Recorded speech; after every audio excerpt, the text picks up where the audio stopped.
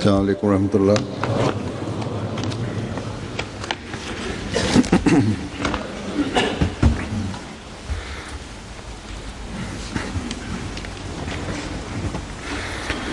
Eşhedü en la ilahe illallah vahdehu la şerike lehu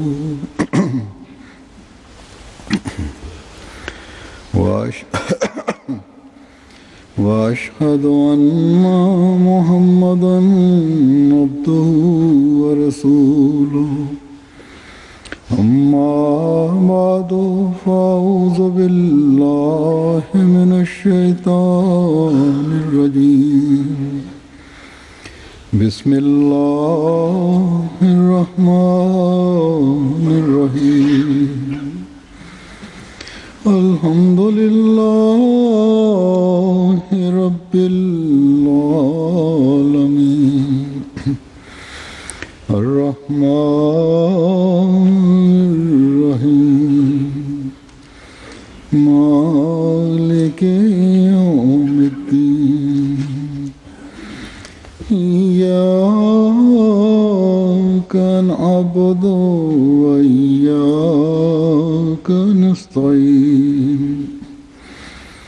اهدنا الصراط المستقيم صراط الذين أنعمت عليهم غير المغضوب عليهم ولا الضالين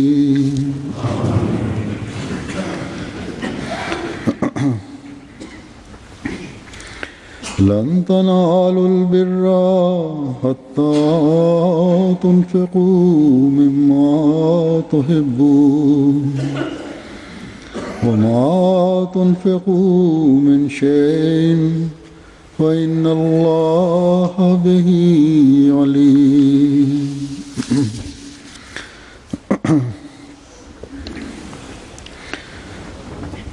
इस आयत का तर्जुमा है कि तुम कामिल नेकी को हरगिज़ नहीं पा सकते जब तक कि अपनी पसंदीदा अशिया में से खर्च ना करो. Bu demin okuduğum ayetin meali şöyledir. Siz asla tam hayıra ulaşamazsınız. Sevdiğiniz eşyalardan Allah yolunda harcamadıkça ve her ne iyi Allah yolunda harcarsanız Allah onu en iyi bilir. Bir en güzel hayıra denir. Kamil hayıra denir. Meal olarak da söylediğim gibi demek ki gerçek mümin Allah-u Teala'nın rızasını arayan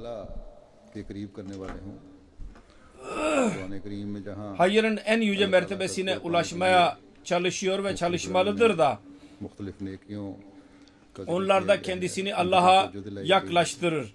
Kur'an-ı Kerim'de Allah-u Teala nerede Allah-u Teala yaklaştırmak için değişik şekillerde değişik hayırlardan bahsedilmiştir. Ona dikkatimizi çekilmiştir. Aynı yerde malı harcamak Allah yolunda malı harcamak dahi hayır olarak isimlendirilmiştir. Bu ayette dahi yüce Allah yolunda mal harcamayı çok büyük bir harcamanın çok büyük bir hayır olduğu ileri sürülmüştür.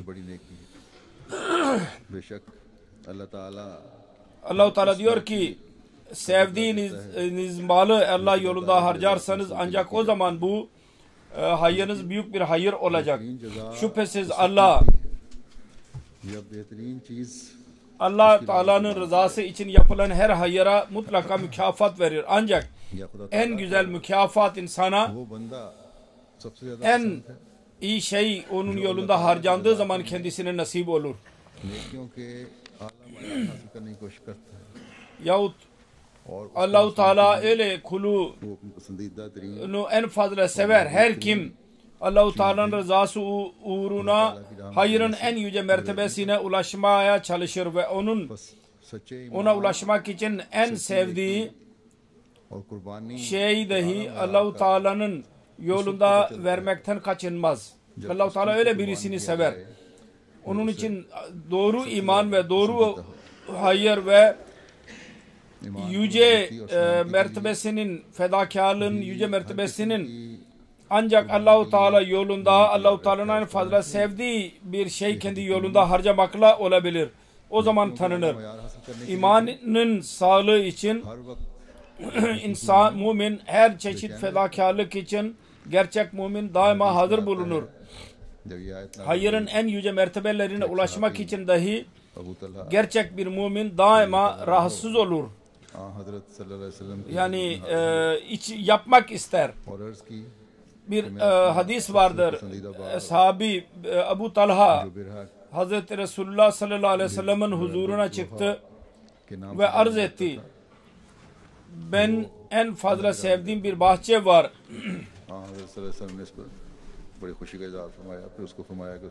Bere Roha ismi ile tanınıyordu. Ben onu Allah yolunda harcıyorum. Hazreti Resulullah sallallahu aleyhi ve sellem bundan çok memnun oldu ve nasıl onu harcayacağını kendisine detaylı olarak söyledi. İşte eshablar her zaman bunu arıyorlardı. Ne zaman bir hayır emri verilsin ve biz onu yerine getirmeye çalışalım. İmanla, ihlas ile, vefa ile ve fedakarlık yaparak onu yerine getirelim. Hz. Resulullah sallallahu aleyhi ve sellem Allah-u Teala'nın yolunda mal harcayanları sevmiştir ve en yüce mertebe ulaşanlar da eshablardan birçoğunu görüyoruz. Onlar gizli olarak dahi ve açık olarak dahi Allah yolunda mallarını harcarlardı. Hem gizli olarak hem de açık olarak ki onlar ki Allah-u Teala'nın bir müminden istediği en yüce mertebeye ulaşabilsinler diye. Onların fedakarlıkların niyetini dahi Allah-u Teala biliyordu ve daha sonra yüce Allah kendilerine en iyi şekilde mükafatlandırdı. En iyi şekilde mükafatlar verdi. Azıcık işlere sahip olanlar bir zaman geldi ki milyarlara sahip oldular. Ve bu malın çokluğu onların imanını daha da aydınlattı. Parlattı onların imanlarını. Gelecek mallarını ve malikanelerini hiç korkmadan Allah-u Teala'nın yolunda harcamaya devam ettiler. Onlar bu irfana sahip idiler ki Allah-u Teala'nın yolunda harcamakla Allah-u Teala sonsuz olarak verir. 700 kat daha bundan daha fazla verir. Onu biliyorlardı. Yüce Allah birisine borçlu kalmaz ve en fazla şu ki Hz. Resulullah sallallahu aleyhi ve sellem'in kuvvete kudsiyesi onlarda bir manevi, bir ruhani bir inkılap meydana getirmişti. Onun için onlar daima istiyorlardı ki Allah-u Teala'nın rızası uğruna en fazla çaba sarf etsinler. Onların gayeleri buydu. Bu gaye için onlar çok çaba sarf ederlerdi. Eshabların hayatları buna tanıktır. Onlar bu gayeye ulaştılar. Uğruna çaba sarf ettikleri o gayeye ulaştılar ve Allah-u Teala'nın rızasının bir sertifikasını aldılar Allah'tan. Hz. Mesih Maud Aleyhisselatü Vesselam bu eshablar hakkında diyor ki eshablar boşu boşuna mı o dereceye ulaştılar? Kendilerine nasip olan dünyadaki lakaplara naip olmak için insan ne kadar çaba sarf eder, sancılara girer ve ondan sonra küçük bir lakap kendisine nasip olur ki onun vasıtasıyla ona huzur, kalp huzuru nasip olamaz. Onun için düşünün radıyallahu anhumun lakabı ki insanın kalbine lakab, खुदा ताला की रज़ामंदी teselli verir, huzur verir. Allah-u Teala'nın rızasının bir alametidir. Onlar onu हासिल नहीं हो kolay mı सकती elde ettiler? आर्जी तकलीफें Asıl şudur ki Yüce Allah-u Teala'nın rızası gerçek mutluluğa sebep हैं वो लोग sebeptir. O insanın eline geçemez. İnsan gelip geçici sıkıntılara girmedikçe Allah-u Teala'yı kimse aldatamaz. Ne mutlu Allah-u Teala'nın rızası uğruna sıkıntılardan korkmayanlara. Çünkü ebedi huzur दुनिया की ve nur दुनिया को खुदा o gelip geçici sıkıntıdan sonra mümine nasip olur. ताला ने हज़रत मसीह मौद अलैहिस्सलाम Bu zamanda dünyanın ıslahı uğruna dünya insanlarını Allah-u Teala'ya yaklaştırmak için Allah-u Teala Hz. Mesih Maud Aleyhisselatü Vesselam'ı göndermiştir. तो इसलिए कि ये पाक नमूने हमारे लिए उसवा हैं Mesih Maud Aleyhisselatü Vesselam eshabların örneğini ileri sürerek bize nasihette bulunuyor. Gayesi de şudur ki और अगर कोशिश onlar bizim için birer örnektirler. नेकियां सर अंजाम देने वाले Onların yollarının, onların izleri üzerinden yürümeliyiz. Eğer böyle çaba sarf ederseniz जिंदगी की तारीख में हम gerçekten hayır yapan ve Allah-u Teala'nın rızasına nail olanlar olursunuz. अपनी बराह रास्त तरबियत से Ve daha sonra दुनिया को दिखाए Ahmediye cemaatin tarihinde de görüyoruz. अपना सब कुछ कुर्बान करने के लिए तैयार Hz. Mesih Maud Aleyhisselatü Vesselam gerçek terbiyeyle binlerce insanı öyle gösterdiler. और कुर्बानियों की वजह से Allah-u Teala'nın rızası uğruna her şeyi feda etmeye hazır oldular. एक नई शान से Ve bu imanın harareti ve fedakarlık neticesinde cemaat gün geçtikçe yeni bir şanla इस्लाम की सोबत ilerleme yolunu kat etmeye devam etti. Mesih Maud Aleyhisselatü Vesselam'ın zamanında da खूब समझा कि Hz. Mesih Maud Aleyhisselatü Vesselam'ın sohbetine girmiş olanlar Hz. Mesih Maud Aleyhisselatü Vesselam'ın bu mesajını en iyi şekilde anladılar. कि नकम्मी चीज खर्च करने से Hayırın kapısı dardır. इसमें दाखिल नहीं हो सकता क्योंकि Onun için नस्से सरी है zihninizde olunsun ki तालुल बिर्रा हत्ता kötü şeyi harcamakla hiçbir insan o kapıdan içeri giremez. अजीज से Çünkü अजीज açık ayeti kerime var. Lan tenalul birra hatta tunfiku mimma tuhibbun. महबूब और अजीज होने का दर्जा नहीं मिल En सकता sevgili सहाबा इस बात को याद eşyayı Allah yolunda harcamadıkça कुर्बानियों के लिए Allah-u Teala'nın sevgilisi mertebesine ulaşamazsınız. हज़रत मसीह मौद Eshablar bunu anladıktan sonra fedakarlıklar yapmak için rahatsız olurlardı. Mesih Maud Aleyhisselatü Vesselam'ın eshabları gibi. Hz. Mesih Maud Aleyhisselatü Vesselam'ın huzuruna और फिर अल्लाह ताला के फजलों के en yüce hayıra ulaşmak için dua ricasında bulunurlardı. दो मिसालें पेश Çaba dahi sarf ederlerdi. Ve Allah-u Teala'nın lütuflarının manzaralarını dahi görürlerdi. मुहाजिर का ध्यान बयान करते हैं Burada bir iki tane örnek vereceğim. Hazreti Sufi Nabi Bakş Bey radıyallahu anhu में अलैद की muhacir olarak gelmişti. Beyan ediyor ki bir defa ben Celsa Salana'ya katıldım, arz ettim. खिड़की खुली रही Ben और मेरे साथ tek başıma bir şey söylemek istiyorum. Hz. Mesih Maud Aleyhisselatü Vesselam beni içeri aldı. कहते हैं कि हमने Pencere açık kaldı ve benim arkadaşlarımdan çoğu içeri girdi. Ben arz ettim ki babam diyor ki हजूर की खिदमत में biz oğlana iyi tahsil verdik. मुलाजिम हो İşe girdikten sonra bize hizmete bulunmadı. कि तू Mesih Maud Aleyhisselatü Vesselam'a dedi babam benden şikayetçidir. गया En iyi bir şekilde eğitilmesini sağladık ama yine bize hizmet etmedi. Karım diyor ki sen ne Ahmedi oldun. Benim elimde olan mücevherleri dahi satıldı. कि यहाँ मैं Babam dahi şikayetçidir, karım dahi के şikayetçidir. लिए आपके मुरीद Ve burada ben görüyorum, रुपया कुर्बान कर arz ediyor Mesih Maud Aleyhisselatü Vesselam'a आप दुआ फरमाएं कि अल्लाह ताला मुझे bu cemaate hizmet etmek için sizin müritleriniz binlerce rupi Pakistan, Hindistan'ın parasını fedakarlık ederler. Dua edin ki Allah-u Teala bana ikişer, üçer maaş versin ki size hizmet edebileyim. लेके आते हैं, मेरे अपना जेवर बेचना पड़ता है और Bir tarafta babası şikayet ediyordu, bana hizmet etmiyorsun. O kadar tahsil gördün.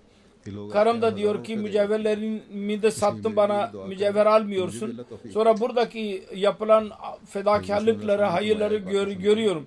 Bununla geliyorlar, binlerce rupi verip gidiyorlar.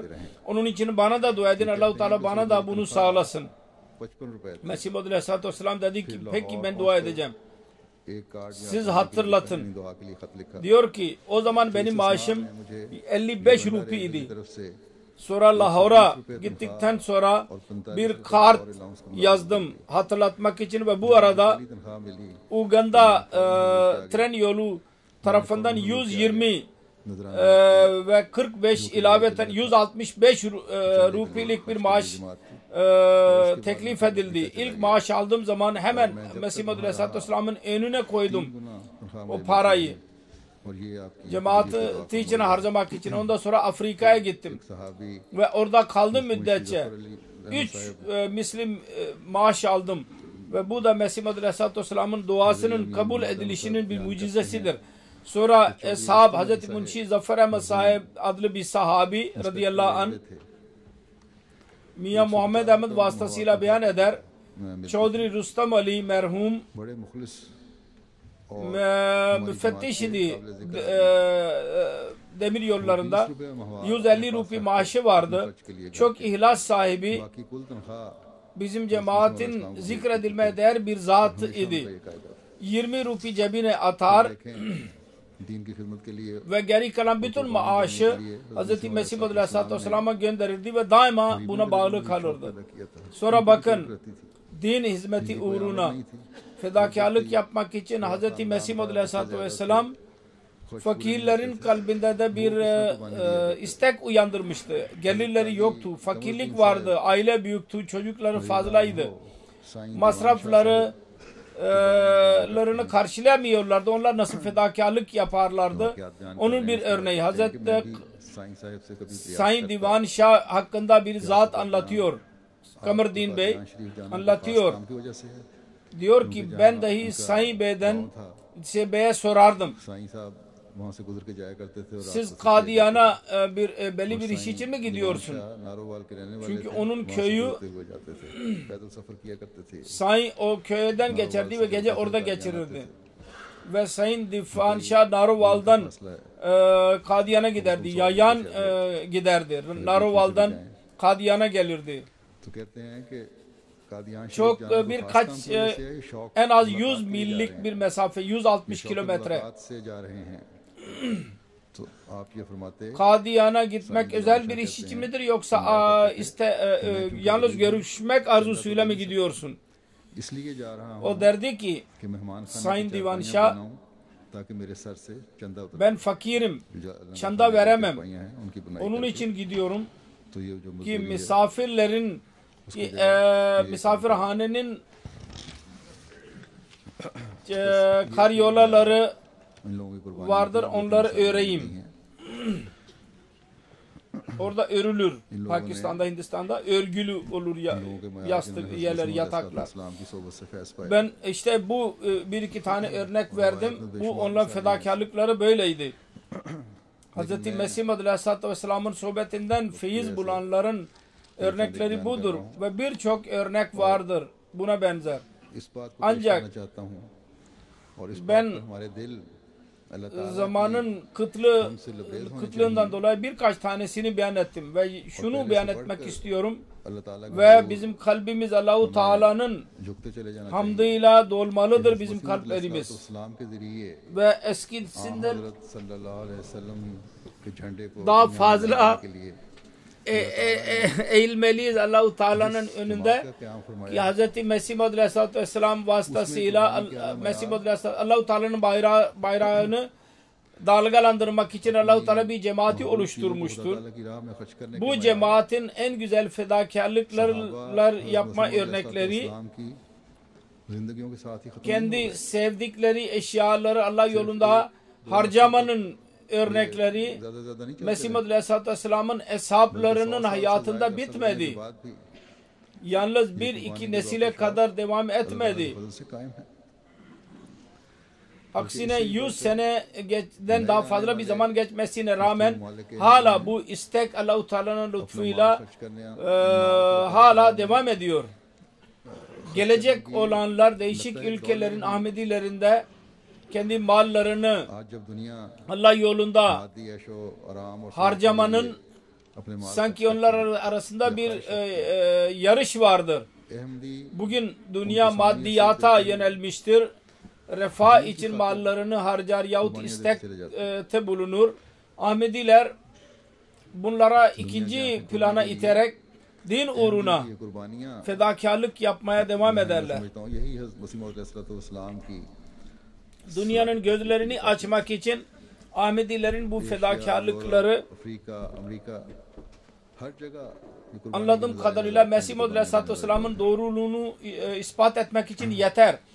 Asya, Avrupa, Afrika her yerde bu fedakarlıkların örneklerini görmemiz mümkün.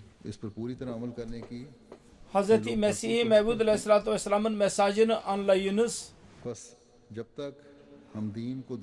ve ona tam olarak bağlı olmaya çalışırlar, anlıyorlar ve ona bağlı kalmaya çalışıyorlar bu insanlar. Onun için biz dinimizi dünyadan daha üstün tuttuğumuz müddetçe bu çabayı devam ettirirsek hiçbir düşman bize asla zarar veremez. İmanın izdiyadı, imanımızın çoğalması için, kuvvetlenmesi için birkaç örnek bugünkü durumdan arz ediyorum. Ben Nazım Mal'ın raporundan aldım.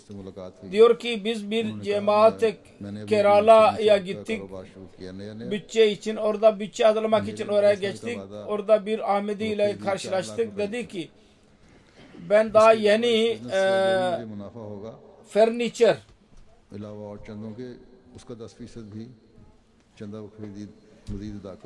işine girdim ve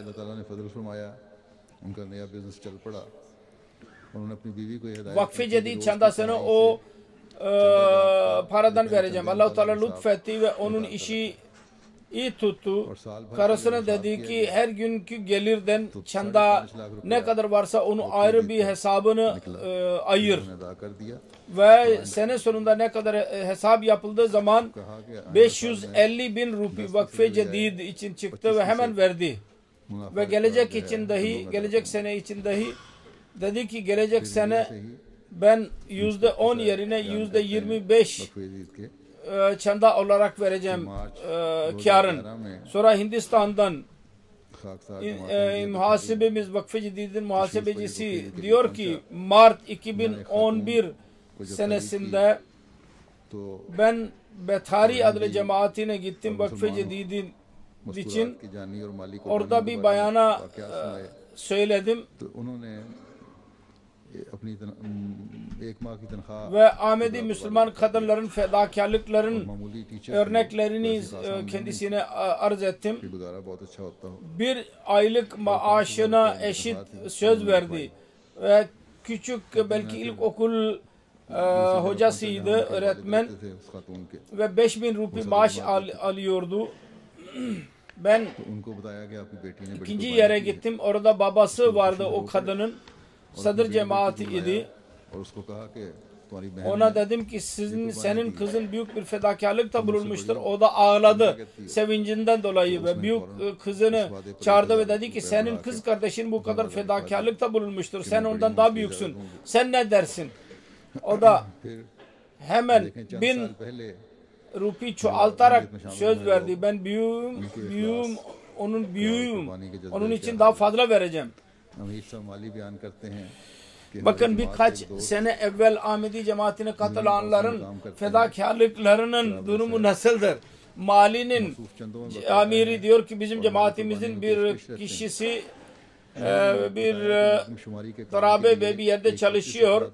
Çanda vermek konusunda düzenlidir ve daima çanda verir.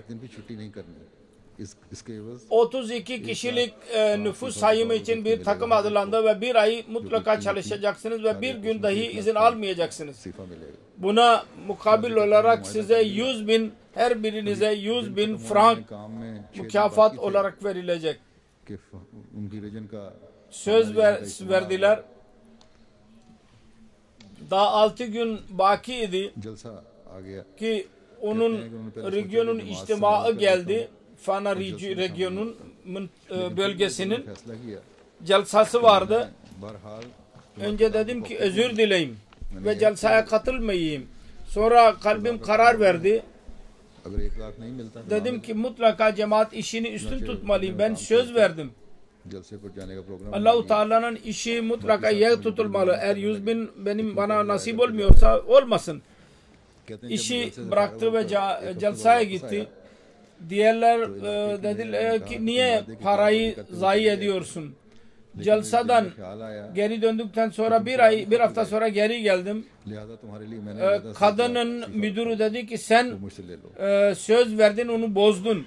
Ama sen Allah için कहते हैं कि gittin. नायब मेयर ने बुलाया Onun için sana tam 100 bin vereceğim. Al onu gel benden al. लेकिन पता नहीं क्यों मेरे दिल में ख्याल आया Sonra belediye başkanı, müdür yardımcısı beni çağırdı. Aynı şey dedi. Tabii ki sen gittin ama niye kalbimde bu istek doğdu ki sana para vermeliyim? Yine o da 100 bin sifa verdi ona. क्योंकि तुम मौजूद Mükafat olarak. इसलिए मैंने Sonra muhasebeci dahi beni çağırdı तो ये ले लो। ve 100 bin लेकिन किसी को बताना sifa vererek dedi ki sen yoktun. तीनों ने यही कहा कि Ben senin için bunu ayırdım. मैंने पूछा Al bakayım bunu. तो हर एक के पैसे Ama hiç kimse söyleme. किसी ना किसी वजह से Her üçü dedi ki kimse söyleme. Diğer arkadaşlara sordum. जबकि मुझे Her birisinin parasından mutlaka bir şeyler kesmişlerdi. महज दीन Hiçbirisine 100 bin sifayı vermemişlerdi. उन्होंने उसी वक्त Bana 300 bin sifa nasip oldu. उसमें से निकाल के दे दिया Ve yalnız फिर dinimi dünyadan üstün tutmam neticesindeydi. Hemen o paradan çandayı çıkardı verdi cemaate. Sonra Gambiya'nın başka bir örneği vardır. एक दफ्तर आए और कहा कि वो एक Amir Bey diyor ki bir gün arkadaş उन्होंने कहा कि मैं Kutu Trablus लोगों पर उधार benim büroma geldi ve dedi ki नहीं रख सकता 100 rupi dalasi 100 dalasi çanda vermek istiyor. और अपने खानदान Ben insanlara borçlu kalabiliyorum ama Allah-u Teala'ya borçlu kalamam. हमेशा निजाम की इताअत करते हैं Bu zat fakir birisidir. हर वक्त तैयार रहते Kendi ailesini zor geçindirir. हैं। कुछ अरसे बाद बताया Ancak mal fedakarlık konusunda daima cemaate tabi olur ve mutlak bir şey vermeye hazır bulunur. उनको Belli bir müddet sonra anlattı ki 1000 rupi 1000 celasi çanda verdiği zaman मुताबिक ondan daha fazla bir meblağ buldu bir yerden. Biliyor imanım vardır. Her ne zaman Allah-u Teala yolunda bir şey harcarsam Allah-u Teala onun mislini ya hatta ondan daha fazlasını bana verir. İşte kişisel कि एक जिक्र है isteklere ये चंद जिक्र Allah-u Teala'yı daha yer tutmak budur. रिपोर्टों में आते हैं Sierra Leone'un bir zikri vardır. फैसला लिखते हैं मकीन Değişik ülkelerden aldım. Birçok zikir vardır raporlarda. Ahmadi हैं माली लिहाज से कमजोर हैं Muballik तरीके diyor की वसूली के लिए इनको गाँव गया Mara Bey Ahmedi ihlas sahibi bir Ahmedidir ama fakirdir. साल भी खत्म होने को Tehrike-i çandası için onun köyüne gittiğim zaman घर की हालत का अंदाजा baktım ki bakayası vardı उन्होंने बताया कि ve senede sona ermek üzereydi. Evine gittiğim zaman ev durumuna bakın siz buradan tahmin edemezsiniz. ये जो Dedi ki şu anda benim elimde yalnız 20 कल bardak एक दिन की pirinç satın alabilecek kadar para var ki evde ailemi geçindirebileyim. उम्मीद भी नहीं रकम आने की Yarın akşama kadar बकाया अदा करने के लिए पेश yalnız ev ahalisi için yalnız bir günlük और मैंने बीवी bir gelirim vardır. Daha fazla da bir gelir yok. Ama ben bu geliri bakaya olarak veriyorum çanda olarak. उनकी एक बहन ने दूसरे गांव Ve çocuklarıma karıma söyledim. Allah-u Teala mutlaka yemek verecek bize. ताला ने जिस O gece onun bir kız kardeşi başka bir köyden तरह वाले bir hediye olarak onlara वाए हारून bir çuval साहब जो कि pirinç gönderdi शहर में kız kardeşi. अंडों की तिजारत करते हैं Fil dişi sahilinin muballi diyor ki bizim bir arkadaşımız Harun तरबियत हासिल करने की Sandra şehrinde तो ये फौरन अपने एक और साथी के हमरा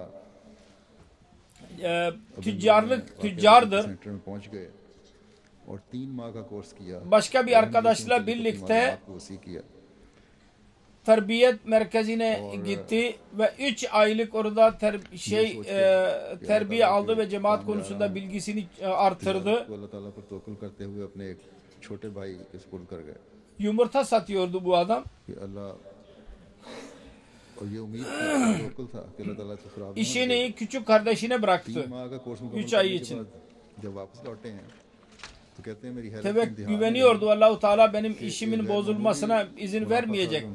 3 aylık programı tamamladıktan sonra geri geldiği zaman hayretle baktı ki olağanüstü bir şekilde bu arada çok fazla kar etmişti. Ve çandasını da 500'den çoğaltarak 1000 frank yaptı ve Allah-u Teala daha fazla bereket verdi.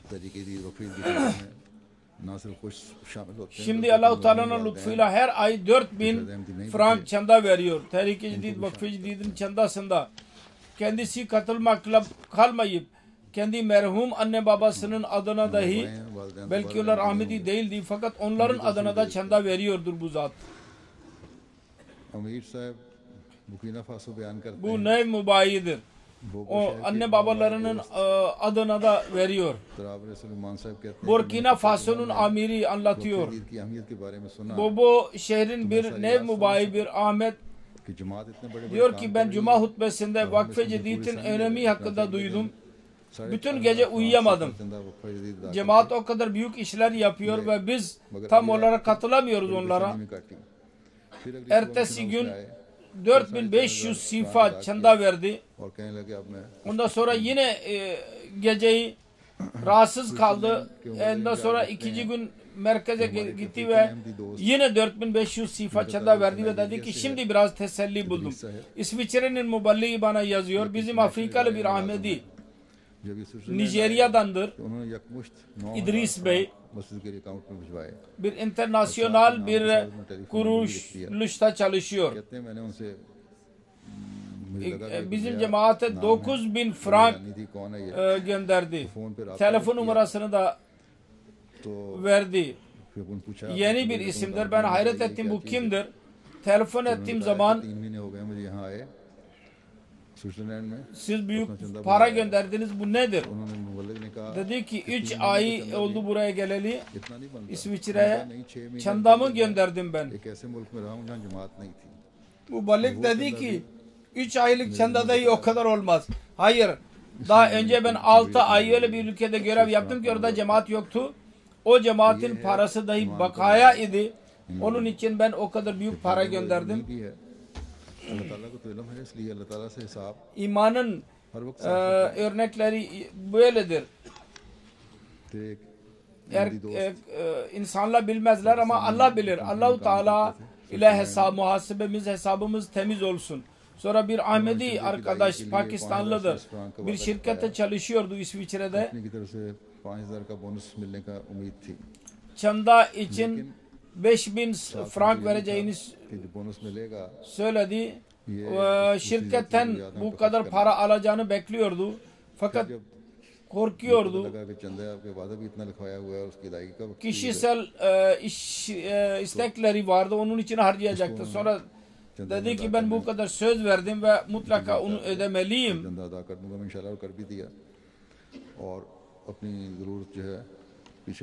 Hemen o gelir gelmez o parayı çanda olarak verdi ve kendi ihtiyacını geri itti.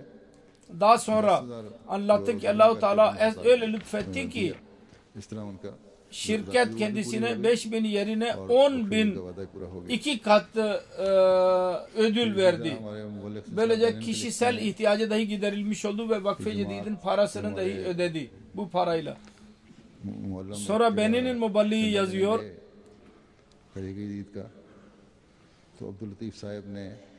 Bizim bir muallimimiz bir yerde çanda almaya gitti. Tehrik-i Cedid'in çandasını. Abdüllatif Bey 3100 frank çanda verdi ve eğer daha fazla verirse daha fazla çanda vereceğim dedi. Dua edin. Allah-u Teala'nın işine bakın. Aynı hafta Latif Bey muallimi çağırdı ve 7000 frank sifa daha çanda verdi ve dedi ki ben sana 31.000 sifa çanda verdiğim zaman aynı gün bir hasta geldi लेकिन फिर ये कहते हुए कि मेरे पास वापसी का किराया नहीं है, Onu tedavi 3000 ettiğim frank zaman o bana 34.000 verdi ve dedi ki ben elimde para yok, geri gidiş फौरन मेरे दिल ने ये गवाही दी 3.000 frank geri कि अल्लाह aldı ताला ने मुझे ve 31.000 बाकी frank bana 10 गुना verdi. बढ़ाकर ये रकम दी है, Hemen aklıma geldi ki इसलिए Allah-u मैंने Teala bu अपना ये parayı पैदा बढ़ा के तुम्हें 10 भिजवा रहा हूँ साथ। kat vermiştir. 3100 verdiydim. Şimdi 31.000 हमारे लिखते हैं benim elime geçti. Onun için bunun çandasını vermeliyim. तो 8 O bakımdan 7.000 çandasını bana gönderdi. Liberia'nın muballiği yazıyor. Bag रखना Bir yere biz gittik. काम होते हैं। 8 senelik bir çocuk bize hizmet etti. Su getirmek, çanta taşımak filan. Liberian dollar इनाम दिया। Muballiklere çocuklar çok büyük hizmetlerde bulunurlar. Murabbi Bey ona उसके बाद जो मुरब्बी साहब ने अबाबिल 5 dolar जिंदगी दायगी की तरफ तवज्जो दिलाई। Liberia dolar verdi. Namazdan sonra cemaatte tehlikeci çandası vermek için dedi ki lütfen çocuklara dahi mutlaka ortak edin. आपने कहा कि तुम Aynı पैसे दे दो, çocuk kalktı. Babasına dedi ki ben de çanda vereceğim ve elimde para var. चंदे के तौर पर Hadi ver o zaman dedi. Babası इस जज्बे का ये o असर हुआ, बाकी çocuk kendi eline verilmiş olan 5 doları çanda olarak hemen verdi. तहरीक में शामिल होना शुरू किया। Diğer çocuklar dahi पाकिस्तान के मुबालिग etkilendiler ve babalarından para alarak buna ortak oldular. ने तकरीबन Kırgızistan'ın murabbisi yazıyor. ने Bir nev mübayi arkadaş और Zamir Bey 3 sene önce biat मनाया etmişti. गया तो मरकजी हिदायत की रोशनी में कुछ रकम मुकामी सतह पर भी इकट्ठी की 2000 senesinde hilafet jübilesi kutlandı. तनख्वाह $66 थी उस वक्त। Yerel olarak bazı merkezin izniyle biraz para toplanmıştı. कहा कि आप भी जोबली की 66 dolar fakir bir ülkedir 66 dolar maaş alıyordu. और जब उन्हें तनख्वाह Bizim Rabbimiz de ki sen de jübile için söz ver. कर अपना वादा अदा कर 40 dolar söz verdi. Ve maaşı aldığı zaman hemen merkeze geldi. $44 वहीं दे गए। Ve eve gidersem अल्लाह ने उनके bunu इखलास harcayacağım. की बहुत कदर की। Yalnız 22 dolar evine götürdü ve geri kalan parasını hemen verdi. Allahu Teala değerlendirdi. Allahu Teala başka bir eş buldu kendisine. Orada 150 dolar fazla kazanmaya başladı. Ve şimdi 3 aydan beri başka yabancı bir ülke şirkette çalışıyor जब उनको मुरब्बी ने ve कहा onun maaşı şimdi 750 बटा 16 के बजाय dolardır. Vasiyetini dahi yapmıştır. Murabbi dedi ki जिससे बैत की है मैं तो vasiyetten sonra şimdi 16 yerine 10'da 1 vereceksin. Dedi ki ben biat ettikten sonra 10'da 1 vermeye devam ediyorum. खातून किर्गिस्तान की हैं, Aynı şekilde दिलजीत साहिबा बहुत मुखलिस हैं, yeni nev mübarek kadın Kırgızistan'dan लेकिन इस अरसे में उन्होंने चंदा नहीं दिया था।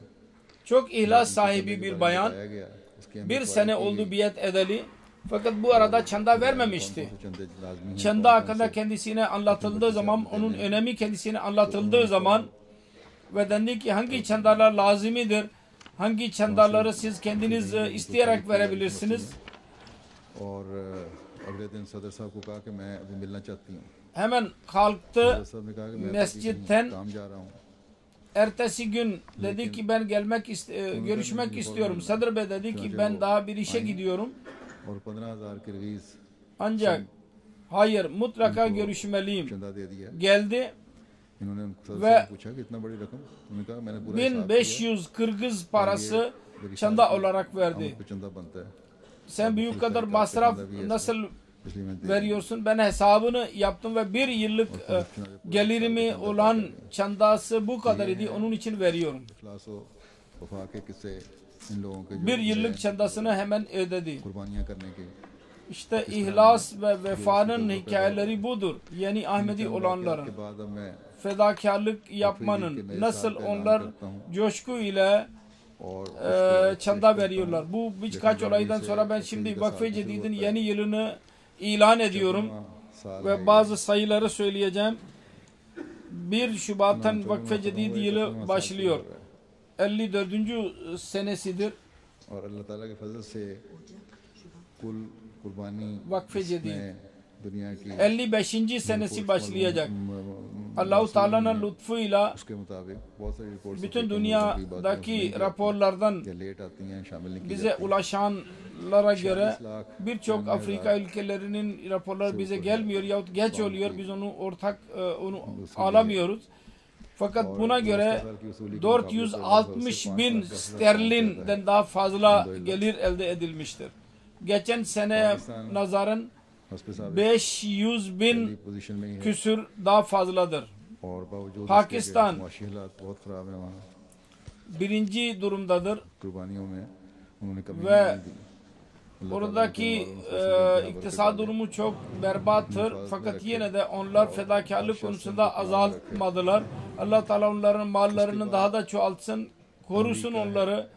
Her yaramazlıktan, her şerden, kötülükten onları korusun.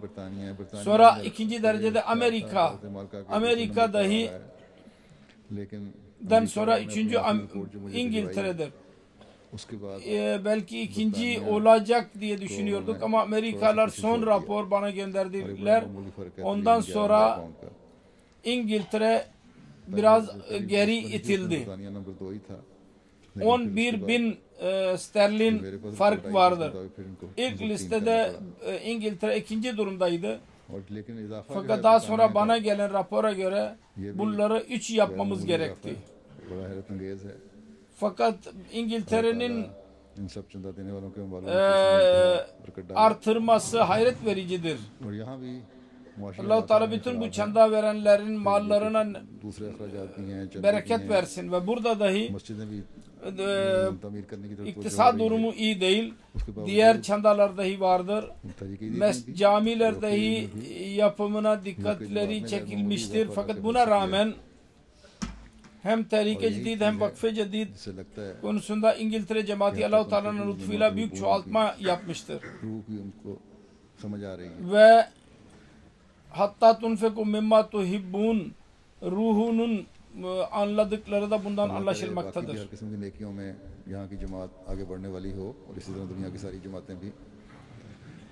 Dua edelim her çeşit hayır konusunda bu cemaat ileri adım atan olsun ve bütün dünya cemaatleri. Lacna İngiltere'nin lacnası dahi büyük rol oynamıştır. Tehrik-i Cedid'e dahi ve Vakf-ı Cedid'e dahi büyük ileri adım attılar. Allah-u Teala bütün kız kardeşlerime ve kızlarıma dahi en iyi şekilde mükafat versin. O 4. sırada Almanya'dır. Sonra 5. Kanada, Sonra Hindistan, Avustralya, Endonezya, Belçika ve İsviçre'dir. Yerel para bakımından çoğalma birinci yerde Hindistan'dır. Çok büyük çoğalma göstermişlerdir. %36. Sonra ikinci yerde Belçika küçük bir cemaat ve küçük bir ülke olmasına rağmen çok büyük ileri adım attılar. Sonra Avustralya'dır, sonra İngiltere ve sonra Endonezya'dır. Çanda verme konusunda Amerika birinci sıradadır kişi bakımından. Sonra İsviçre, sonra İngiltere, sonra İrlanda.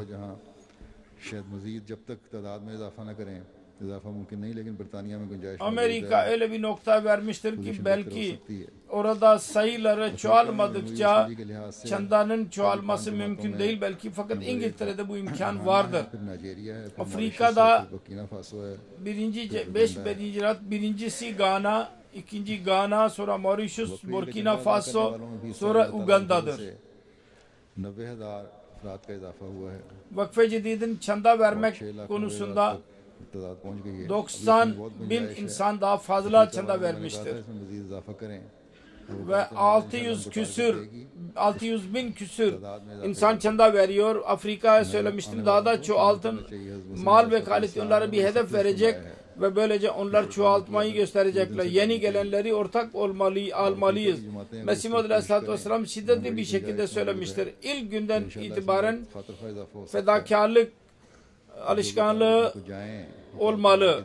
Afrika'da bunda mahal çoktur. Onlara giden hedefleri mal ve kalite tarafından onu elde etmeye çalışın. Sayıları çoğaltın. ister az para versin verenler. Niger और सेरालियोन और Burkina Faso और सेनेगल और बेनिन और युगांडा वगैरह ने ज़्यादा कोशिश की Bu sene Nijerya, Nijer ve Sierra Leone, Burkina Faso, Senegal, Benin, Uganda'da तेज करनी चाहिए çaba sarf edilmiştir. Gana söylemiştim, çok az çaba sarf ettiler. Gana kendi çabasını daha da hızlandırmalı. Pakistan'da ilk 3 cemaat, अजला में birinci Lahor, ikinci Rabwa, üçüncü Karachi. फिर रावलपिंडी है फिर इस्लामाबाद है फिर फैसलाबाद İller है, arasında शेखपुरा है Sialkot, फिर सरगोदा है Rawalpindi, İslamabad, Faisalabad, Shekhupura, Bahawalnagar Sargodha, Gujranwala, की 3 बड़ी जमातों में Umarkot, Gujarat, Bahawalnagar. नंबर 3 पे Atfal konusunda Lahor birinci derecede, Karachi ikinci yerde ve Rabwa üçüncü yerde. Rawalpindi number 2 Atfal'da Islamabad il bakımından Sialkot birinci derecede, Sheikhupura number Rawalpindi 2, İslamabad 6 Umarkot 3, Faisalabad 4, Shekhupura 5, Gujrat 10 Gujranwala 6, Sargodha, Narowal ve Gujarat 10. sırada. Los Angeles Inland Empire Amerika'nın ilk 5 cemaati number 2 पे Detroit 3 Los Angeles, 4 और Seattle 5 Silicon Valley, Detroit, Chicago ve Seattle 5.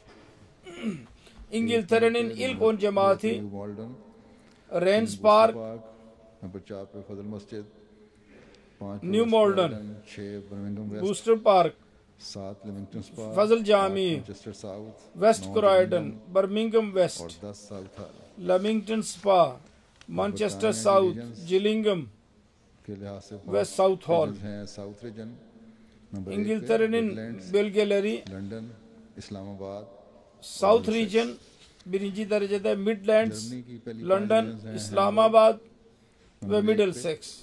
Frankfurt number 2 Almanya'nın ilk 5 Hamburg Darmstadt birinci derecede, Wiesbaden Frankfurt ikinci derecede, Gross-Gerau 3, जर्मनी में Darmstadt जो हैं 4, Wiesbaden 5. Rödermark Cologne क्लोज Almanya'da ilk 10 cemaat birincisi Fulda Rödermark, Cologne, Rodgau Roelsheim, Neuss, Nidda, Fulda, 10 Friedberg, Rodgau, Canada की पहली Mehdiabad, Peace Village Hanau 10. Rexdale Kanada'nın South Woodbridge Peace Village, Rexdale, Western South, Woodbridge, 5 जमातें West Edmonton. Western South Peace Village South Kanada'nın North ilk 5 cemaati Durham Western South, North Peace Village South, Western North, Bharat की जमातें हैं Durham number 1 ve Hamilton North. सूबा जात İngiltere'nin cemaatleri birincisi Kerala, Tamil Nadu जम्मू कश्मीर Andhra eyaletlerde birinci derecede Kerala, Orissa Tamil Nadu, Jammu Kashmir, Andhra Pradesh, West Bengal, Karnataka, Punjab, Odisha, Delhi Uttar Pradesh, Maharashtra, वसूली के şehirlerdir. Delhi, Calicut Karolai town Qadian Hyderabad Calicut, Karolai, Karando Town, Khadian, Hyderabad, करुणा Coimbatore, गापली Kolkata, Chennai, Bangalore, Rishinagar, Karunnagar, Gapli. Bu cemaatler bakımından sıraları böyledir. के चंदे में Allah-u Teala हिस्सा लिया bütün इनके अमवालों नफूस में बेइंतहा इकट्ठा Vakfe Cedid'in çandası verenlere आइंदा साल का भी जैसा onların mallarını daha da çoğaltsın, bereket versin ve bununla birlikte gelecek sene içinde söylediğim gibi पहले से बढ़ anons ediyorum, bugünden itibaren कुर्बानियां करने की भी तौफीक Allah-u Teala bütün bunlara eskisinden daha fazla की fedakarlık yapmaları nasip etsin ve bereket versin हालात हो रहे हैं उसमें ve cemaatin malına dahi sonsuz bereket versin. Dünyanın durumu जमात के अपने मंसूबे bunda Allah-u Teala'nın lütfudur. मुकम्मल करने और उनमें मजीद Cemaatin planlarını yürütmek ve onları tamamlamak ve onlarda daha fazla yaratmak için Allah-u Teala nasip etmektedir. Yoksa mümkün değil. Onun için dua में edin. Mallarımız bereketlensin. Onun için çok dua edin. Sonunda ये जनाजा हमारे cemaatten sonra bir cenazeyi kıldıracağım. Bu cenaze मोहतरम bizim büyük şairimiz साहब इबन हज़रत ख्वाजा मोहम्मदीन साहब जो मसीह अलैहिस्सलाम के साथ Abdülmanan Nahid, का जनाजा है Haca Muhammedin Bey, Hz. Mesih Aleyhisselam'ın eslavlarından idi. 2012 senesinde 93 yaşında vefat etti. İnna lillahi ve inna ileyhi raciun. एक मोज़ेज़ किस्म Mannan Bey 1919 में पैदा हुए थे। वालिद साहब का नाम ख्वाजा मोहम्मदीन था। Keşmirli bir aileden doğmuştu. Babası Haca Muhammedin idi söylediğim gibi. हज़रत मुंशी मोहम्मद इस्माइल साहब सियालकोटी जो मसीह अलैहिस्सलाम के साहबी थे। Hazret Munshi Muhammed İsmail Siyalkoti Mesih Aleyhisselam'ın sahabi, bunun dedesiydi anne tarafından. Hazreti Mevlana Abdülkerim Siyalkoti radıyallahu anh Nahid Bey'in annesinin eniştesiydi ve annesi onun evinde yetişti ve Kadiyan'da yaşıyordu. Onun için Hazreti Mesih Aleyhisselam'ın evine çok gelir giderlerdi. Hazreti Mesih Aleyhisselam ve Ammacan'ın sevgisinden dahi onun annesi payı aldı. Nahid Bey birçok zevk sahibinin bildiği gibi maruf bir şair idi ve güzel nazımları, gazelleri olurdu. İlk olarak Sialkot'ta tahsil gördü. 1945 senesinde mezun oldu Punjab Üniversitesi'nden. Master'de kayıt oldu ve ondan sonra işe girdi ve okumayı bıraktı. Ve ordunun muhasebe bölümüne girdi. Ve 1978 senesinde muhasebeci müdür yardımcısı olarak emekliye ayrıldı. Değişik yerlerde görevde bulundu. Her nerede kaldıysa orada cemaat işlerini dahi ortak olduğu işlerine. Kibar bir insandı, mütevazi, güzel bir şair idi, iyi bir şair. Fakat kendisinden genç şairlere daima cesaret verirdi. Terbiyeli olarak davranırdı onlarla. Cemaat müşahirelerine de katılırdı. Güzel, iyi bir insandı. Buraya da geldi, müşaherelere geldi, katıldı. 4. hilafette ve benim zamanımda da biat şartlarına amel etmeye çalışırdı. Doğruluğun güzel bir örneğiydi. Namaz, oruç, teheccüdü hiç kaçırmazdı. Fakirleri sever, affeder. Halifelere, büyüklere saygı gösterirdi. Hilafete tam itaat eden bir kimseydi. Ahmediye hilafetine. Birinci derecedeki vefalı insanlar arasındaydı. Mal paralarına çanda verirdi. Allah-u Teala derecelerini daha da yüceltsin. Onun karısı daha önce vefat etmişti. Evladı yoktu. Bir çocuk edinmişti. Başka bir yerden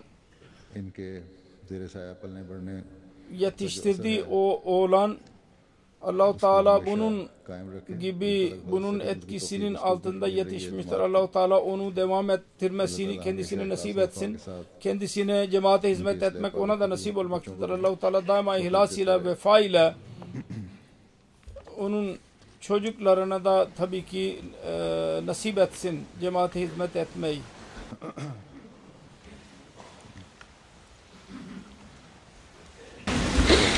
Elhamdülillah nahmaduhu ve nesta'inuhu ve nestağfiruhu ve nu'minu bihi ve netevekkalu aleyh. ونعوذ بالله من شرور أنفسنا ومن سيئات أعمالنا من يهده الله فلا مضل له ومن يضلل فلا هادي له ونشهد أن لا إله إلا الله ونشهد أشهد أن محمدا عبده ورسوله عباد الله رحمكم الله إن الله يأمر بالعدل والإحسان وإيتاء ذي القربى وينهى عن الفحشاء والمنكر والبغي يعظكم لعلكم تذكرون اذكروا الله يذكركم وادعوه يستجب لكم ولذكر الله أكبر